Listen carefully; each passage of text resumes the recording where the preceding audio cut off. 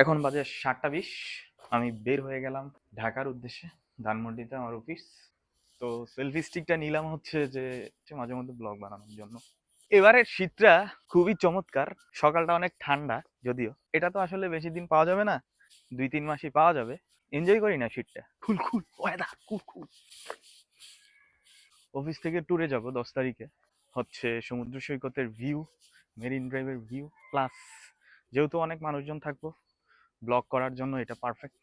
হ্যাঁ, ভালো আছেন? কি অবস্থা? এই যে দেখছেন ছোট বাচ্চারা তাদের চাষ করা শাক নিয়ে যাচ্ছে বিক্রি করার জন্য। এগুলা কি শাক বাবু? পালং শাক। হ্যাঁ, কত করে? 20 টাকা মোটা? না কয় মোটা আছে? 1 মোটা এনে? তোমার ডিউ কি তোমরা নিজে চাষ করছো? কত করে মোটা? 5 টাকা অনলি। চলো শাক বিক্রি করাই। দাদা কি অবস্থা? কই যান? শীত কেমন? শীত অনেক বেশি, তাই নাকি? আচ্ছা, যাই যাই একটা চা খান। অফিসে যাইতাছি। টিয়া দাম লাগবো? চায়ের দাম কত? আরে আমার কাছে তো ভাঙতি নাই, নেন 10 টিয়া আছে ভাঙতি। মেইন রোডে উঠে গেলাম। রোডের মাঝে যে হারে গাড়ি বাড়ছে ঢাকা চিটাগাং হাইওয়েতে, রোড বাড়ানোটা অনেক কষ্টসাধ্য বর্তমানে। বিএনপির সাপোর্টার ব্যাপক। ভাবছিলাম এবার মনে হয় জামাত টামাত কোথায় যাবে। ট্রুলি স্পিকিং, আমি একটা পাবলিক ইন্টারভিউ নিয়েছিলাম, এতে 60% সমর্থন ধানের শীষের, 40% সমর্থন আছে দাঁড়িপাল্লার। বাট ক্ষমতায় যাবে বিএনপি, দাঁড়িপাল্লা বিরোধী দল থাকবে, তাও ভালো দেশের জন্য। বিরোধী দল জামাত ইসলামী থাকলে, সরকারে বিএনপি থাকলে বিষয়টা দারুণ হবে। দেশের দুর্নীতি কিছুটা হলে কমবে। বিএনপির তারেক রহমান যথেষ্ট সেনসেশন গরিবুর, তার দলের একটু লাগাম টানতে হবে, যেটা হচ্ছে যে দুর্নীতি করে তাদেরকে বহিষ্কার করতে হবে। ফলে বিএনপি আমি 2-3 টার্মের জন্য আসতে পারবে।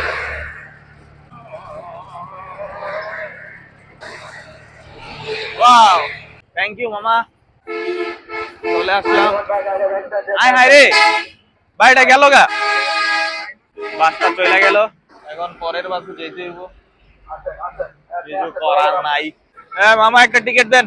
150 টাকা করে ticket, Goripur to Gulistan, Borak AC, service ভালো, টাইম টু টাইম গাড়ি ছাইরা দেয়। তো যাই, বাসে উঠা যাই। মনে হয় আমি প্রথম যাত্রী। আসার সময় গুলিস্তান থেকে যখন আসি একদম ঘুমায় ঘুমায় আসি। এই হচ্ছে বাসটা, এসি সার্ভিস।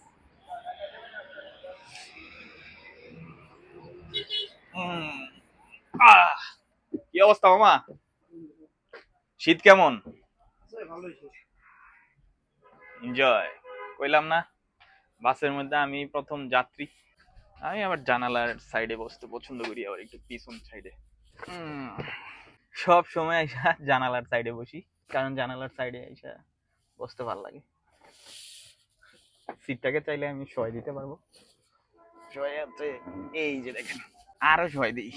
সয় দিয়া ঘুমাইতে ঘুমাইতে 1 ঘন্টা 10 মিনিটের জার্নিটা কমপ্লিট করি। বাই ফর নাও, গুলিস্তান গিয়ে দেখা হবে। 1 ঘন্টা 10 মিনিটের মতো সময় লাগছে গুলিস্তানে আসতে। গুলিস্তানে চলে আসছি। মামা একটু গেটটা খুললেন তো, নাইমা যাই।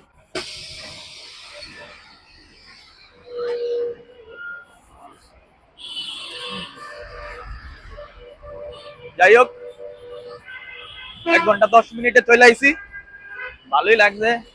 একটা ঘুম দিছি, আর চোখ খুললা দেই যে গুলিস্তান আয়া পড়ছি। আমার মেনলি বাসে উঠতে হয় গুলিস্তান পাতাল মার্কেটের এখান থেকে। এই রোডের সবচেয়ে অলস বাস হচ্ছে মিড লাইন, যদিও আমার এটা দিয়ে যাইতে হয়, কারণটা হচ্ছে এটার মধ্যে সিট টিট পাই আর কি। বলতে না বলতে চলে আসছে অলস মিড লাইন সার্ভিস। এখন দেমু আবার আরেকটা গম দিয়া যাবো ধানমন্ডি। জার্নিটা কমপ্লিট হলো না, স্টুডেন্টরা এসে বাস আটকাই দিছে। জানি না কি কারণে স্টুডেন্টরা বাস আটকাই দিছে। ভাই কি হয়েছিল আপনাদের? কি হয়েছে মামা? স্টার কাবাব এলেন বাড়া, বাড়া মামা, ভাড়াটার স্টার কাবাব নামা, ওই নামাই দিও। আসা যাওয়া 6 ঘন্টা, অফিস ডিউটি 9 ঘন্টা, হলো 15 ঘন্টা।